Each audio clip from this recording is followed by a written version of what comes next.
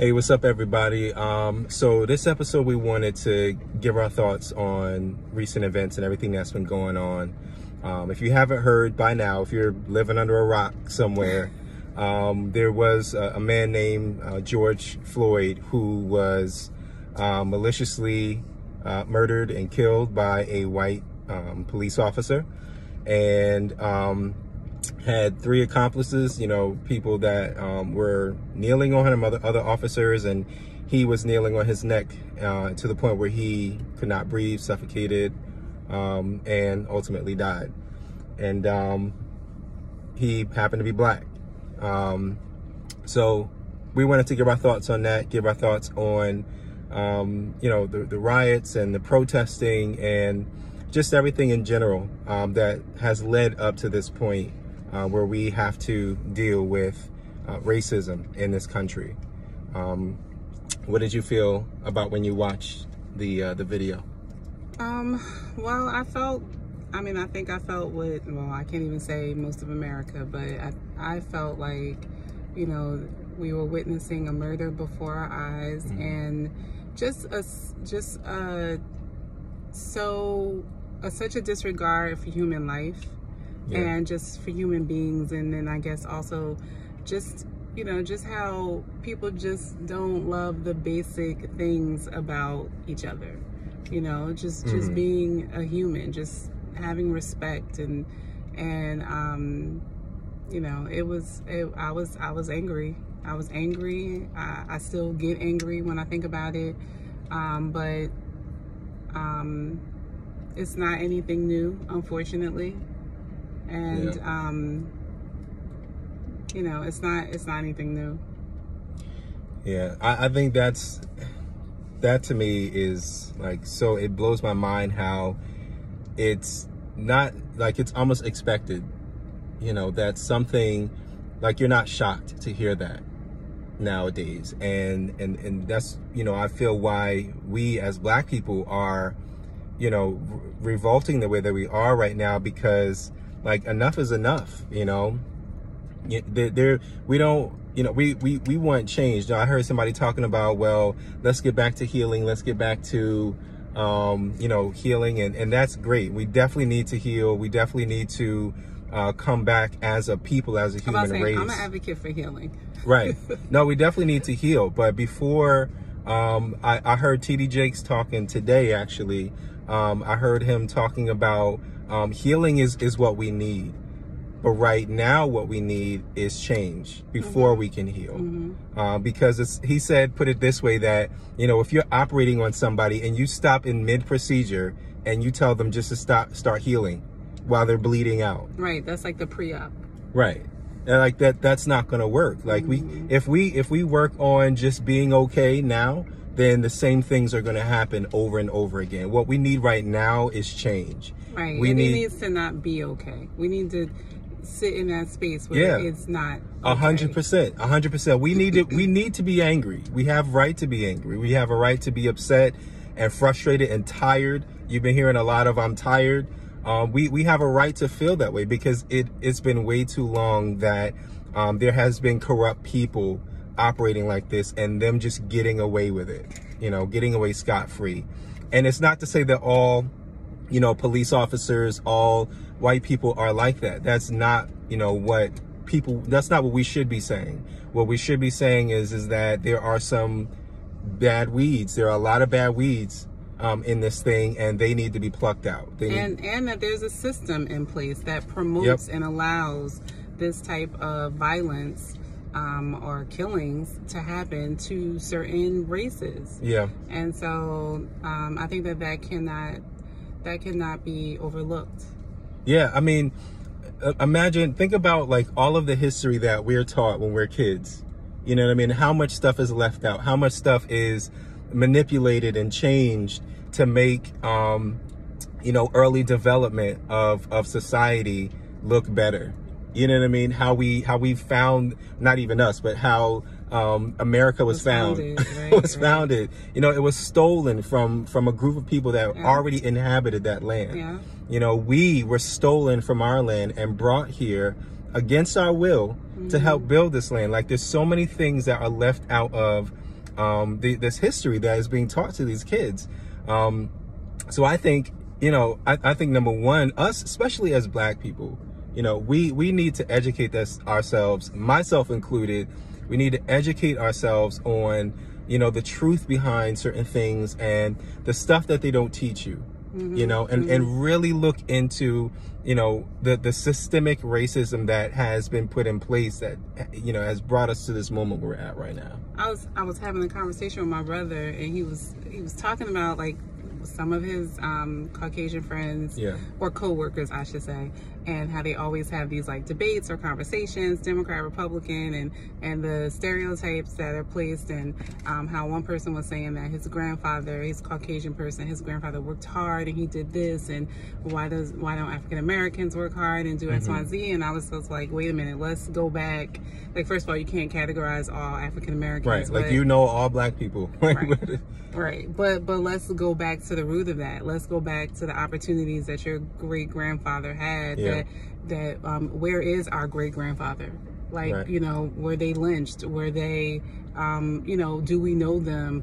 Did they have a chance to build, community? And then just even, with the whole... And the school systems, just the opportunity as far as lending, getting loans and owning businesses. We weren't, back education. then, we weren't afforded those same opportunities. Healthcare. It's so many things. So many things. I mean, going back to slavery, going back to, just segregation and everything. There has just been a system and a long, length of time where, our particular people have been oppressed. Right. Right. And, I think, when people of other, the white community who are against, the Black Lives Matter movement and fighting for the Black community, I think the reason why they get so offended is because it's hard to accept the reality of situations. And I think it's hard, and I think something that TD Jakes said that I think was so true. Sometimes it's hard to see privilege if you're not paying attention to it. Yeah. Right? Like, I mean, you can see, and I think the thing about this, you could see murder.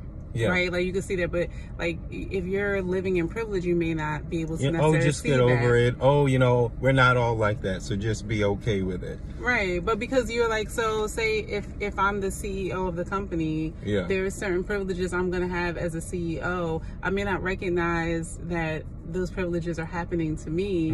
Well, he gave his example of being the preacher, and there are privileges that he gets as being the preacher. Yeah. But because you've sat in that, if you've sat in that privilege forever, your whole life, it doesn't seem like privilege to you. Right. It just seems like norm. And so I think it's one really good thing that's coming out of this is the conversations that people are having to inform other people about the reality, like your reality versus our reality. And that's kind of what I was saying, like just a few minutes ago, was that it's difficult for you to come to the reality that your history is not what you thought it was. Right.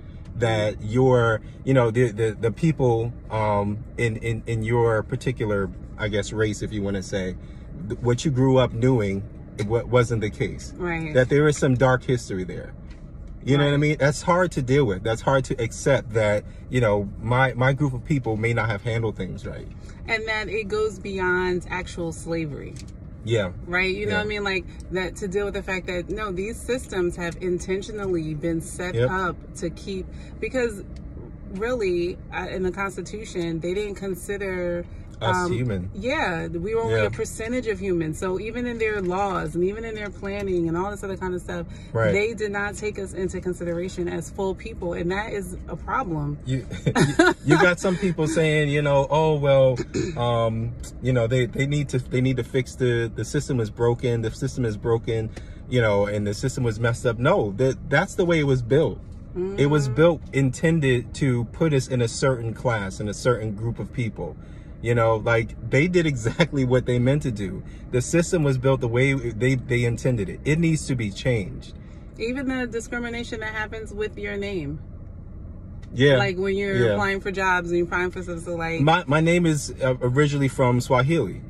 I wasn't born in Africa, but, my parents, they was, when I was born, and they named me Akita, which is not a normal name that you would hear. Well, you know you're not Caucasian. Right. And then you hear Letitia on a, you know I'm not Akita Caucasian, and Letitia, right. So, well, yours was supposed to be French, right? Letitia. Letitia. But I don't use the apostrophe. To the mama. And, but I feel like they wouldn't think it was French. Right. Because there's so many Letitias out here. Letitia. But originally, you know, you were supposed to have a little French. It's supposed to be French. Connoisseur. What do you call it? I don't know. But anyway. But yeah, I mean, there's so much, you know, forms of racism. So many forms of racism, so many forms of oppression, and especially the way that it's changed, you know, over the course of not centuries, but, you know, decades and whatnot, that I've experienced, and I know that you've experienced, just with society and the workforce, everywhere. And the whole system was built this way, and it needs to change. Right. It needs to change. We need change. And then we can start working on healing from that. But I think what helps, you know, especially with this whole movement, Black Lives Matter, and trying to get the awareness out, I think what helps to get to that place of healing is when you have the police departments, and you have the local officials, and in our white community, in our brown community, and all these other race communities coming out to support us. Right. I think, you know, and people moving in a space of empathy. Right. Like caring about your neighbor. I think just as a society in whole, we're very self-focused and self-centered, and people don't like that genuine, just basic love for humankind is like missing. And looking at us as we're a human race. We're a human race. You know what I mean? And not being so stuck on you know, well, Black Lives Matter, well, all lives matter, and things like that.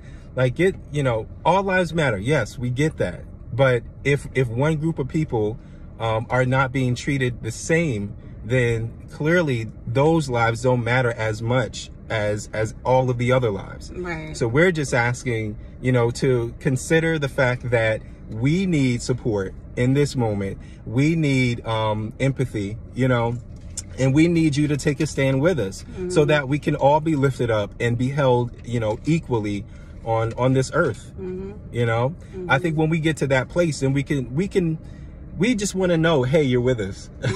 We just want to know, hey, we hear you. We are there with you. We understand. And we care enough not to stand by the wayside. Exactly. And just let people do whatever they want to do when we know that it's wrong and it's an injustice, and then let them walk away. Getting away with it. And to realize that there is an issue with racism. I think not accepting that is making the situation worse. Right. You know, when people try to act like it's not happening or it's not real, it's real. Like, and I've seen some crazy comments that people be posting. Just craziness. Like, come on now. Like, that is just hatred and like being intentionally blind. And at the end of the day, God created us all. Right? Equally. But he loves us all. And there is a reason why we are different. Right. You know, there's a reason why we have different shades and tones and all the stuff that makes us different. There's a reason for that. And it's not for you to classify or to judge one group. That's just so crazy. I just be seeing some straight ignorant stuff.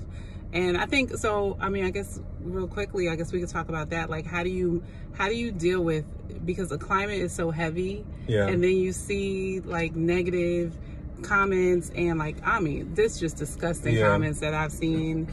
How personally are you, because we all and as believers, as Christians, we are all the same. We are all God's children.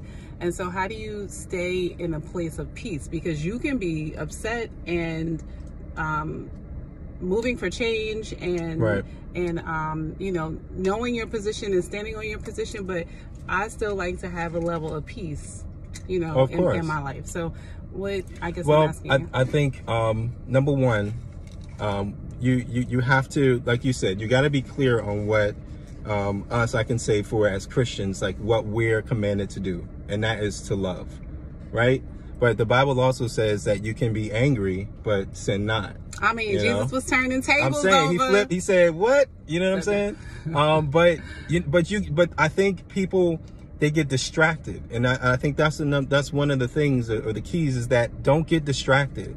You'll have people. You're always going to have people who are going to come out the side of their mouth and say something slick, or knowingly say something just to antagonize you, and just like how you see these videos of people who are not black, you know, vandalizing and spray painting. They're trying to bring something out of you to do something wrong, to do something illegal, so that you can lose focus of what this cause is. Right. And I just think, you know, there are a lot of people who are getting distracted, and we cannot get distracted. We have to use this anger. We have to use this passion to do what we're supposed to do to bring about the right change. Mm-hmm. You know, you don't want to bring about the wrong change. We got to do what we need to do to bring about the right change.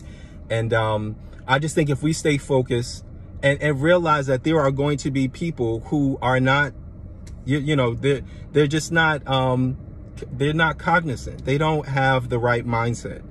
So we don't need to get offended by somebody who is not on our level, you know, mentally or otherwise. And just let them do what they're gonna do. Let them talk, you know, let them, you know, whatever. Don't let it throw you off to the point where you forget the purpose and what we're trying to do as a people. Yeah. You know? I think for me, I definitely had to, I mean, I went through my phase where I was like, okay, Lord, is there like a special place in heaven for us? Because the oppression and the persecution is real. So like, where are we going to be? Always at the top somewhere? Yep. Explain, please. But then I think just come into the place where, like, I know that we're still and I know that there are Caucasian people, our pastor being one of them, who love people, right? Black, white, and who are willing to stand in the forefront, you know, for justice, right, and righteousness. Listen, right? He'll fight in a heartbeat for you know, for us, and he has. And you know, his track record shows that he's done that. And so, I think for me, I just had to get my peace. I just had to come back and be like, okay, well, what is God called me to do in this particular situation, you know, and finding out what it is that you've been called to do, what it is that you can do, what kind of action you can take. It could be having a conversation with some of your Caucasian friends. You know, what is it that you can do within your sphere and in your space, and like Akita said, not get distracted by everything else that's going on, but making sure that you're still walking in the purpose that you've been called to. Right. And and it might, you know, this I'm sure this shift or this enlightenment that has been happening could be calling people to move in directions that they didn't think that they were going to move in before. Yeah. You know, but that's still you answering your call. Yeah. You know? Yeah, and like, you know, we were just saying to not lose focus, not let the ignorance of some people destroy everything that God has planned for you. I think that's keep you from being open to other people. Exactly. Keeping you from really putting forth and portraying the voice that God wants you to speak out to people. I think that's the real damage is when you let that affect you in such a way where you're not impactful anymore. Right. You know what I mean? So I think we need to remain impactful and reach out to people and just check on them, you know, because this is a lot. 2020 has been like crazy. It has been crazy. And just, you know, just the mental stability of people, you know, could be challenged in this season. So reach out to your people. If you're not black, reach out to your black friends. Let them know that you support them. Let them know that you're with them. Just do what's right. You know, for so long, I think it's been a war of being right instead of doing what's right. So I think this right now is a season where we need to stay focused, not forget, and do what's right. You know, don't let once 2020 is over, we forget about all of this stuff that we're doing now, what we're fighting for, and just go back to the old ways. Like, we need to continue this on as if our life depended on it. And remember that God is faithful. Yeah. He is faithful. Like, we may not see it now, but he is faithful, and his promises are yes, yes, and amen. Yep. And to give us a hope and a future. Yeah. And I think we got to stand on that. If anything that we can learn from like our ancestors, that's is what that, they stood on. is that hope, man? I wouldn't have been. If you read up on some of the stories and do your research, and there were so many odds against the Black community, and even as I go back even further, when you talk about the Israelites and how they were taken into slavery and they were Hellenized, to try to become Greek, and when they had their own. You better speak. Listen, Hellenized. Listen, y'all better read it. Y'all better read it. But I mean, this thing has been going on, and it's such a motivating thing to see these other times of when people have been oppressed, but they did not let it take away their hope. And they kept their hope, they kept their passion, and they kept believing that better days were coming. And I think we're getting there. Right. We are definitely getting there, and we just got to stay focused. We got to stay focused. Use wisdom out there. I know a lot of people are protesting and having their voice heard. Just make sure you guys are safe. Make sure you guys are using your wisdom in this time right now. So, but you got anything? No, I would else? just say make sure too that you're shining the light, because that is the thing too that helped the Israelites and helped it was that light of hope that helped people not feel in despair or hopeless. Because when you start getting into despair and hopelessness, then you're not motivated to move, and you're not, you're not energized to do the things that you need to do. And so we want to make sure that we're still providing that for people. Remember what you're called to do. If you're a believer, remember what you are called to do first. What's that song? My hope is built on nothing less. On nothing. You want to sing it? I don't know the words. So my hope is built on nothing less. That's the extent of the of the lyrics that I know. Jesus Christ and Listen, righteousness. we got. Okay, sorry. But look up that song. We're trying to do a concert here, y'all. I'll be trying to get him to sing. Listen, I'm telling you guys, stay focused, be safe, use wisdom, show love, spread love, and a brighter day is coming, and you got to believe that. And we praying for y'all. Definitely, I will talk to you guys.